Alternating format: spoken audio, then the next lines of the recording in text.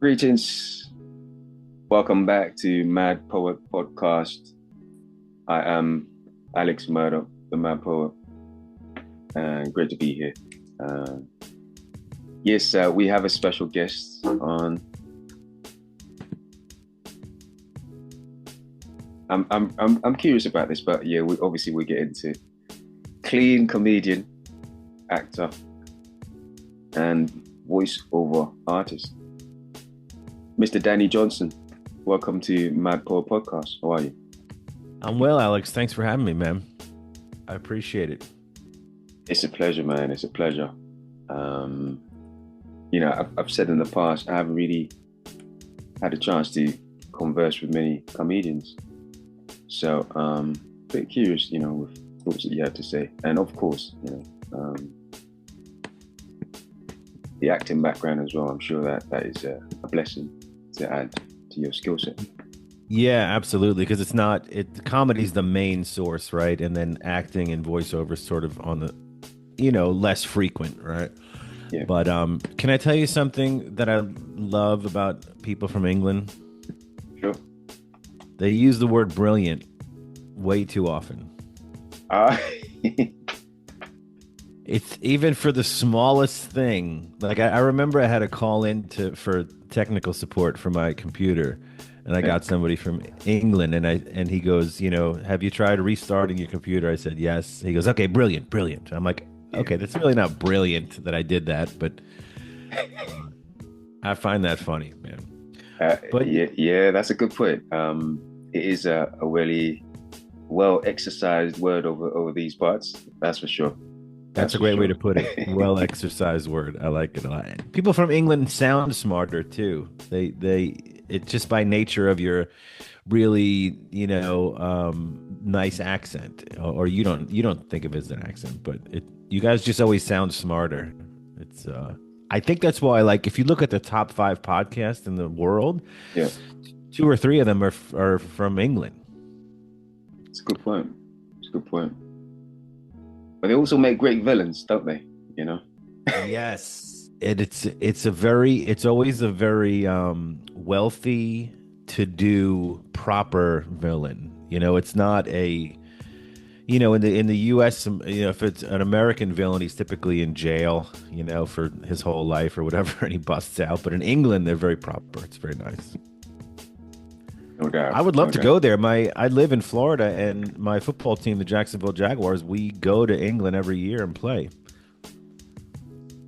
Yeah, I think from what you're saying, you'd find it intriguing, just at least just to explore, and see the sights. Yeah. Yeah. I I I would love to do comedy over there too. So many great comedians and actors are either from England or live there, and I wonder how my humor would go over in England if I could make it resonate.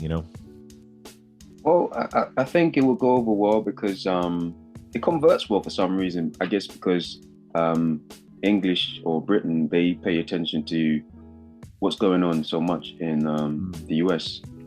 So they're quite up to date with the vernacular and the Yeah. jargon that we would use that you would use on your Right. side. So Right. I think you have some of the comedians from England. I believe Ricky Gervais. Have you heard of him? yeah, Ricky Gervais. Jimmy Carr might be from England. Jimmy Carr, yeah, with a famous laugh. Yes, yes, yes, yes, and several others. So it's you guys pump out quite a bit of talent. It's really nice to see. Yeah, yeah, yeah. And they're quite unique as well. They have a very unique way, the way they sort of express comedy. So Yeah, it's so unique that the U.S. just copies it, like they did with Gervais with The Office. He created it, and we're like, hey, we're gonna not make it different. We're just gonna do what they did over there. yeah, yeah, no doubt. I've always just enjoyed the one thing I like. I've always enjoyed, appreciate Jimmy Carr is his laugh. It's Yes. just now that's the most unique thing I've heard. It's just that's a brand in itself, sort of thing. Yeah, he's fun to watch, especially when he deals with hecklers or people in the crowd. That's fun to watch. Yeah, yeah. Let me just take a moment. Just gonna share with my audience something like a quote piece with this episode. In time, the world will take me away, not concerned about the lines yet they pave, discerned about the time that lives. I am on my own, such was life, deep breaths, nothing has changed over years, except the strive that breathes, the want in the palm of my hands, convenient, I'm willing to give. To myself, learning over periods to give to everybody else. We are better when the world sees we are the world, but will the world choose to see? Yeah, just a quote. Is that a quote or a poem? Yeah, it's a poem, but it's just a quote from the piece itself.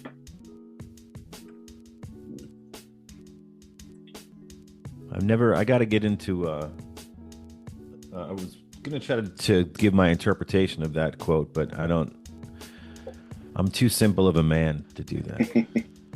Not to worry, not to worry. Sometimes it's just an icebreaker. Yeah. But, this is an art platform and I'm a poet, so. Yeah, do you do spoken word poetry on like a live performance? Yes, I do, yes. Oh man, that's very cool. And you do that pretty often? Yeah, normally at least once a week I would go and just verse, share some words on stage. Yeah. In fact, I think I'm doing one tonight. That's fantastic, man. Good for you. That you get a good crowd for that sometimes? Oh man, it's quite interesting you ask that because if people know it's there, they're turning up more times than not. Right. It's usually only sometimes it's really too cold, and they don't want to come out for it. But outside of that, especially in summer, yeah, places get packed out. Yeah, it's funny you say that. If they know about it, they'll turn out because we have some marketing problems with our shows sometimes. Where I'll have people come to my show and they'll be like, "It was last minute. We just saw that there was a comedy club in town." I'm like, "You just saw? I mean, you're in the town, and it's all over the media and internet and all that. It's like marketing is such an important piece of getting your name out there." It definitely is. It definitely is. Yeah. What do you find hardest to write poetry? Inspiration, or just do you just kind of let the ideas flow? I'm pretty what's the word? I'm pretty disciplined at this point. So I pretty much just choose where I want to explore and just do it. So like an idea or something, like something strikes you. Yeah. So I sense to have it's a little bit like a seasonal thing, or what I'm curious or my current interest within a certain period, and I would just explore that. Yeah, that's eventually similar to comedy. I mean, I get an idea and I just kind of write about it. I kind of know where I want to go with it and what's funny about it, but I don't focus on that. I just focus on writing about the whole subject together, right? And then I don't know if you do this, kind of go back and I edit and re-edit and edit, and then ultimately when you bring it to the stage, the audience will tell you whether you're done editing or not. No doubt. But because I write book poetry as well, it's sort of kind of like two different types of writing. Mm-hmm. So, but I do like it's a bit different, the spoken word poetry for for performance sort of thing. It's a different type of beast a little bit. Yeah, you get nervous before you go on? Yeah, I do. Yeah. But I prefer to because it keeps me focused. Yes. I've heard many comedians say if you're not a little bit nervous before you go up on stage, you've kind of lost your edge. You know, you've lost your. Yeah. If you're too relaxed, if I'm too relaxed, that's not really my thing. Um, I prefer to just be in the zone, sort of thing.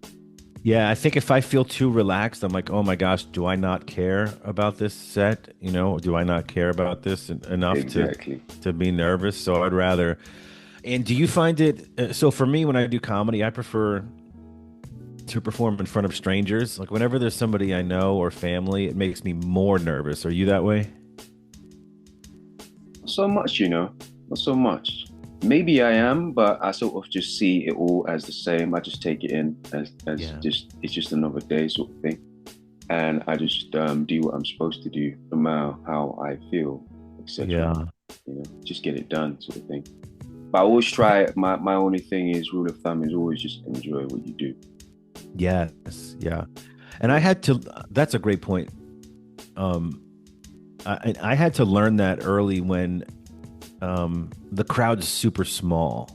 Yeah. My show, as a result, my performance would be super small. Mm. And I had a mentor at the time who was like, hey, these people are the ones that chose to be here. So let's give them the show that they came to see, regardless of audience size. You know, they paid money for tickets, for a babysitter, for dinner, for drinks, for whatever, for parking. Mm. And they're here for a show. Whether it's 10 people or 1,000, you put on the show you were meant to put on. And it took me too long, I think, to learn that. And it's paid off dividends because those fans are the loyal fans. You know, those they will come back and see you. They will follow you on social media. Absolutely, Yeah. absolutely. Um, I'm sort of the same mindset where you just sort of adapt to the crowd. Sometimes there's large Hmm. crowds and it's great, but even if there's small crowds, you should still appreciate the fact that they're there, and you have Yes. to sort of kind of just respect the fact that they actually made an effort to come and see you, Yeah. and Yeah. don't downplay it. So, Right. but Because what you you. do, you might just be a bit more personable Mhm. with the way you perform and your choice of what to perform, sort of thing. Yeah, great point. You don't want to you don't want to alienate the people that came out to see you. The only, Right. the few people that came out.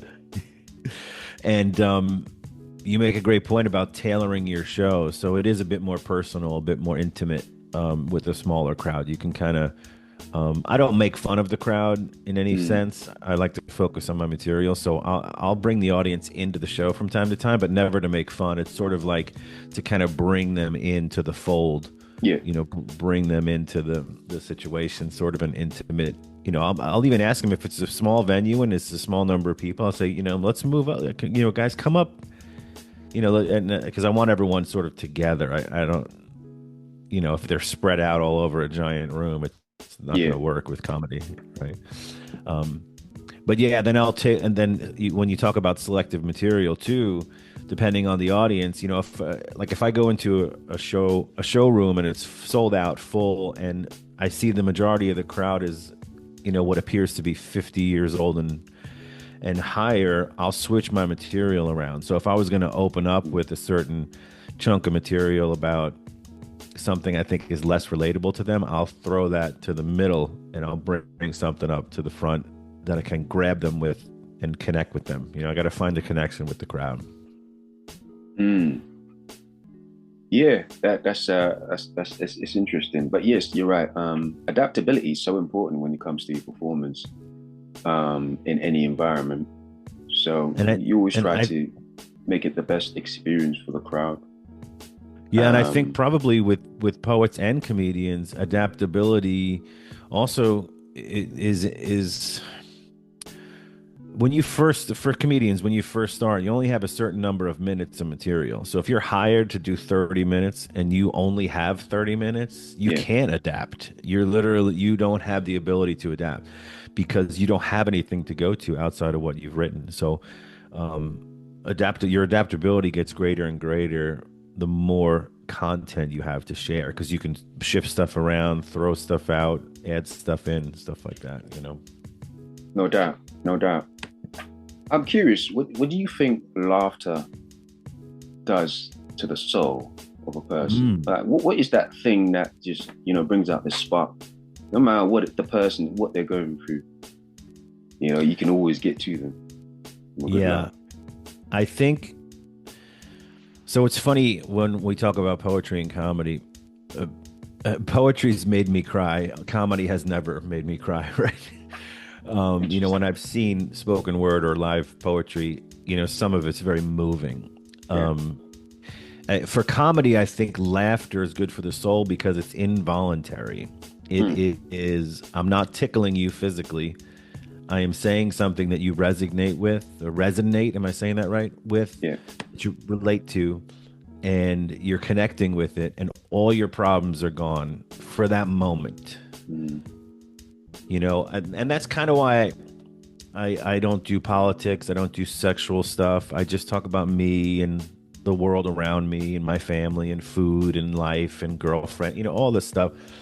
Um, because I want to make as many people laugh as possible. My goal is to have you come to a show, hear original content that I believe is original, yeah. to me in my life, and then you forget about your troubles for an hour.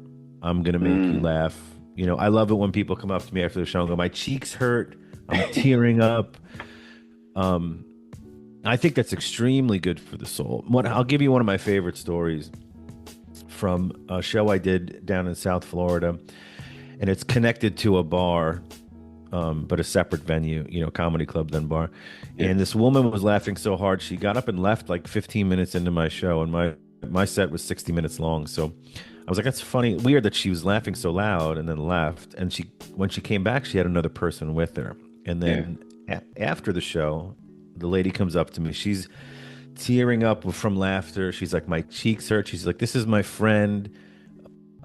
She was next door at the bar and didn't want to come to the comedy show, but you made me almost pee my pants in laughter. I had to go get her and pull her in here. And this reason the woman didn't want to come to the show was because she had just beat Oof. cancer treatment, and she had a bandana on her head, to cover Mm. her bald head from the chemo, and she just wanted to be alone at a bar and have a drink. And the woman that had the cancer was also tearing up from laughter, and she's like, my cheeks hurt. She's like, oh my gosh, I've never felt so good before in like Yeah. 6 months. And it just moved me so much. So when you ask, why is laughter good for the soul, or what is it about laughter, I truly think it helps you connect with your fellow human, regardless of race, religion, background, sexuality, Yeah. and your troubles melt away, at least for that time. And I think medically speaking, I think they do say, there's release of certain hormones when you laugh too. So it's physically healing as well. Mm. Endorphins, Yeah. sort of kind of like what's the word? Uh, sort of kind of like a recruitment sort of thing Yeah, for it the it hel- it really the does change you physically, and me yeah, too. yeah, the reward system is what I'm alluding to. Mm, You know, um, that dopamine fix. That's yes, something, and you can imagine people been laughing all their lives, so that dopamine fix is powerful. yeah, and it's funny because sometimes, and this sort of relates to what you asked. Sometimes, because I believe I can make you laugh, I hope when somebody heckles me or talks out loud, the way I handle it sometimes, I literally tell them, "Hey, you have the best part of tonight." Hmm. Is that you have zero responsibility in your life. You have no kids with you. You don't have a phone with you. You don't have to talk. You don't have to laugh. You don't have to listen. But you just have to be quiet. And hopefully, you'll get you have zero responsibility tonight. Embrace that, and I guarantee you, at some point, I'll make you laugh. If not for the whole time. So they kind of get it. Like, oh, I didn't have to participate with the comedian. Yeah. Do you believe there is a unique thread to create and specific jokes to make people laugh, Mm. or is that more the personality? Ooh, good question. So here's the example I think of when I think about personality versus jokes. You know who Eddie Murphy is, right? Yeah. and then Jerry Seinfeld. Yeah. Okay. Eddie Murphy's personality, Jerry Seinfeld is jokes. Mm. Although both have, Eddie's got jokes and Jerry's got personality. But if you look at their biggest influence, Yeah. their biggest asset, I would say. Um, but I think the creative process should be similar for most comedians. It's what moves you in any emotion: sadness, Mm. happiness, anger, humor, um, resentment, anything that moves you. I kind of jot down why that moved me in an emotional state. Yeah. And then what is funny about that? What am I seeing that others don't see, or what am I seeing that everyone sees but Mm. no one's talking about? So that process, I would say, and I don't know what it's like for poets, but I would say 80% of the stuff I write, I never use on stage. It's just me getting the ideas out. It's a Yeah. healthy practice. And, only what I believe the cream of the crop, so to speak, makes it to the stage. And then of that 20% that makes it, probably 10% makes it long term. Some of it's shorter term. It stops Mm. working or it's not relevant. But that's my creative process. I just I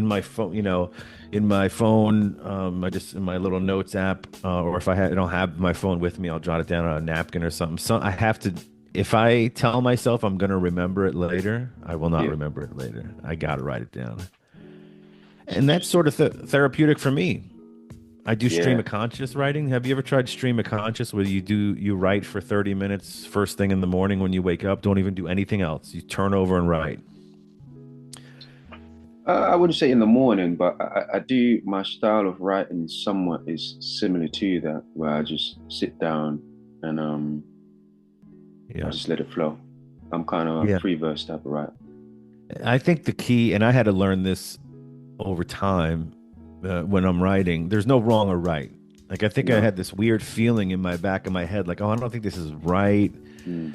or this isn't funny, or this isn't relatable, or why, this doesn't matter to people or matter to me. I'm like, I have to throw all convention out the window Yeah. and just put it down. And then sometimes I'll go back a month later and like I won't harp on it immediately. I'll let it sit because I want it to be like almost like a fresh idea again. Like, oh, why was I thinking that way? What was going on that day? Mm. So on and so forth. That what was happening in my life, that because maybe I can tie that into the whole bit itself. Yeah. Yeah. No doubt. Um, I don't know. For me, I sort of think of it of maybe it's a bit different for us, but for me specifically, um, maybe because of my style as well, I just think of feeding my craft the best I can. So give Mhm. myself sharpen my tools the best I can, and the best way I do that is through being informed. So consuming Yeah. information. Of course, information that is of interest to me, but information that is kind of makes me tick, Yes. you know. I And think so when I chances think are, about certain topics, I go into it. I can, you know, go into so much more detail. yeah, and I think chances are if it moves you, it moves someone else. You know, Yeah. if it's true to you, especially if it's true. I try to stay. I do stay when I write. Stuff that's really true to me. It may be an exaggeration of something that happened to me, or I Mm. saw or witnessed, but um, if it's something totally made up, I don't. It doesn't come across genuine to people, and I think authenticity really counts on stage. Are you being your authentic self? Um, Even if it's a character, it's sort of an extension of your personality, so it comes across authentic, right? Um, Yeah. I think if it's a total fake, you're just kind of like, let's just say, for example, you have no interest in politics, but you write a poem about politics. Chances are it's probably not going to come across No. genuine, right? So I think that's important with your whatever art you're creating too, is just to be yourself, and then you have to find your crowd, find your people. And here's something else I had to learn over the long haul. It's okay that people don't like you. You know, you have to. I would harp on the three people out of 600 that weren't laughing at my show. Yeah. In my head, I'm like, I gotta. Finally, I'm like, they're just not for me, or I'm not for them. Whatever. Mm. Um, you know, I was so. I gotta get everybody. It's not possible. And you just once you find your people, I'm not going to argue with those that don't want to come to my show or follow or whatever. Yeah. I'm just not for them, and that's fine. You know, you have to embrace that. Yeah, I mean that's an interesting thought. I've also two things. I suppose I'm at the place now where I don't necessarily focus on the people that don't want to see it. I focus on the people that appreciate it and the people Yeah, that want more of it, sort of thing. And yeah. they want me to keep going as opposed to the other side, sort of Hmm. thing. But I've always been in a space where, you know what, try to see the best of both sides, sort of thing. And, you know, if I could take things away that can, you know, how could I, you know, convert or such Yeah, situations like that? I yeah, probably would, you know, just keep that little gem there, or like just drop something there that, you know, that might just get them, yes, hook them, and then just leave it from there. But I try not to control things that's out of my yeah. control. Yeah, that's funny that you say that and very interesting because it makes me think of a show I had not too long ago. Sold out, small, you know, 200 seat little club. And there was just one table that wasn't getting me. They just weren't laughing. And it was a Yeah, table of like six. And everybody else is enjoying the show. But in my head, there might as well have been a spotlight on that table. You know what I mean?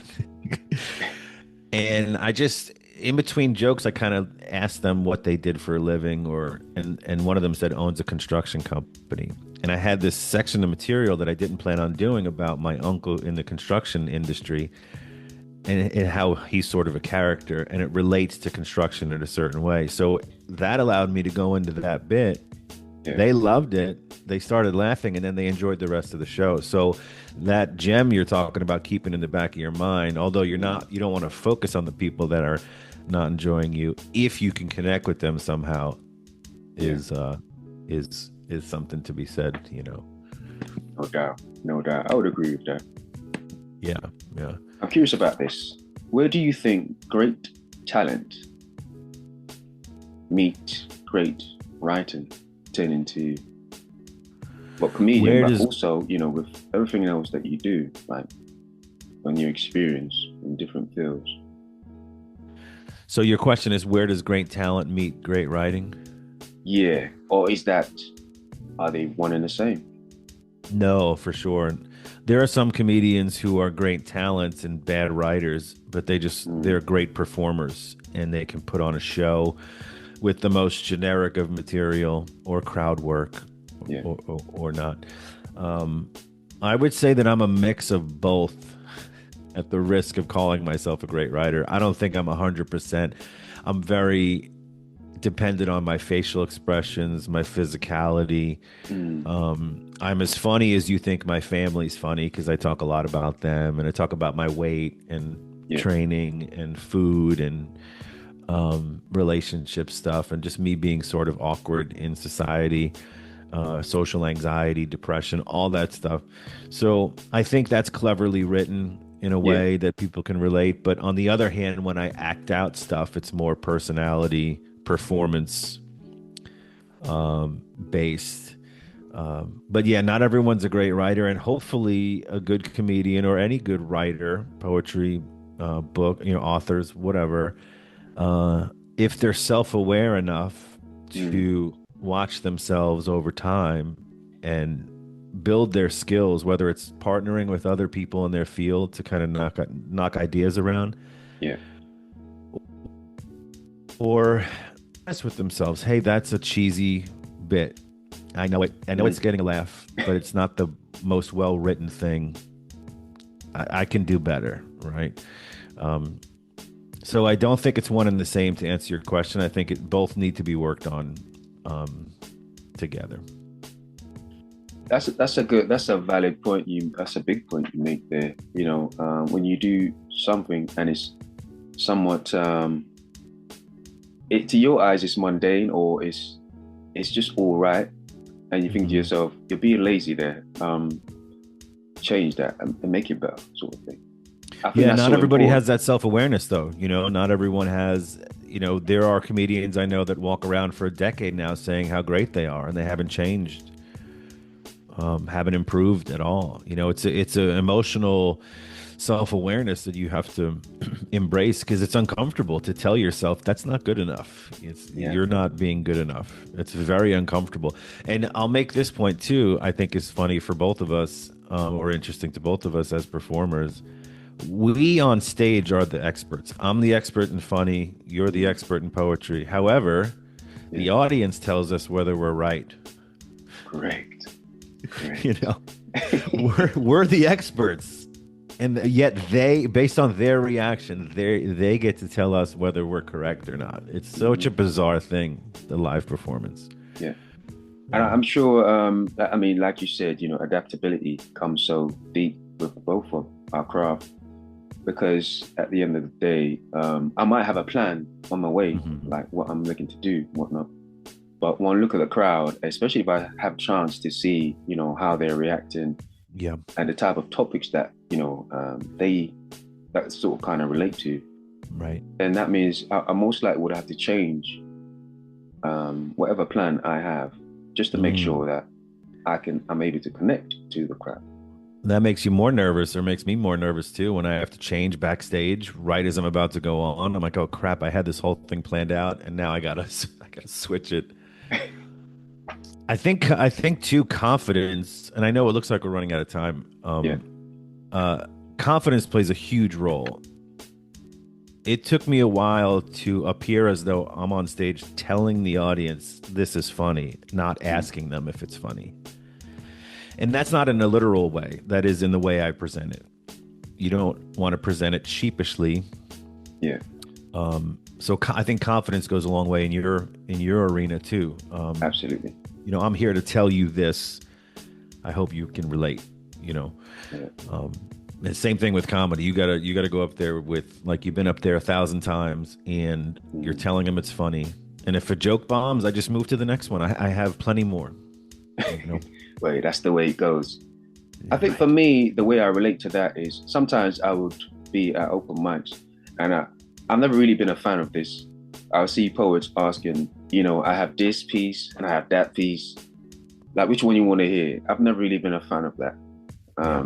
It's like, decide for yourself. Like, you should have thought about all these things Oh before my God. you came. You get what I mean? It's just like, it's not really been my Oh, thing.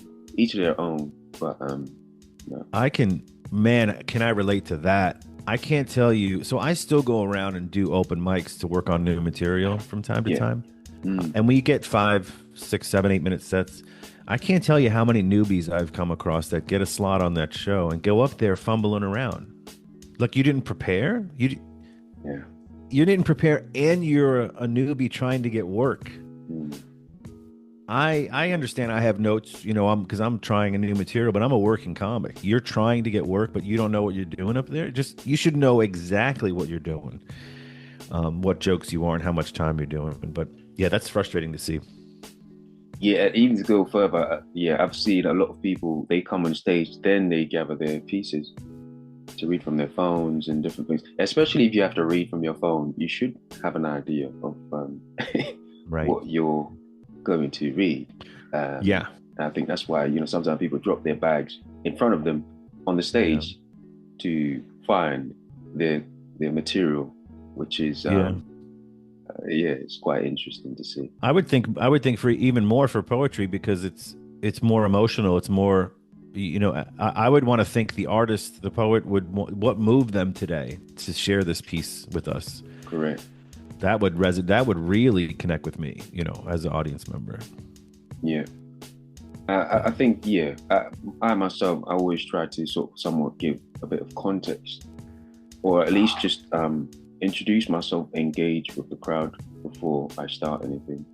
Yeah, that's a great idea, because they're getting to know you a little bit.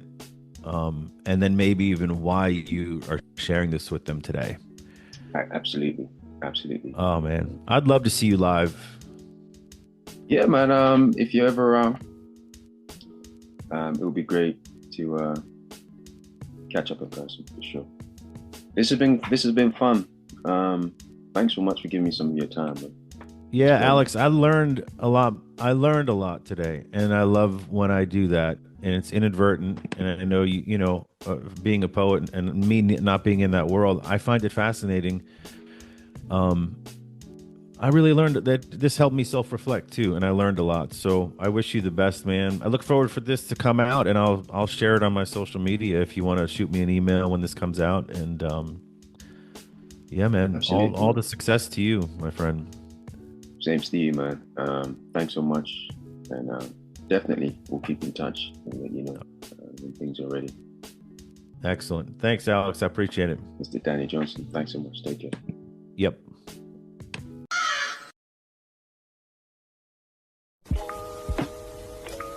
Mind over matter, overcompensating, overstatements, crookedness related, the soul's churn in return, mental overstimulation, one word, riveting.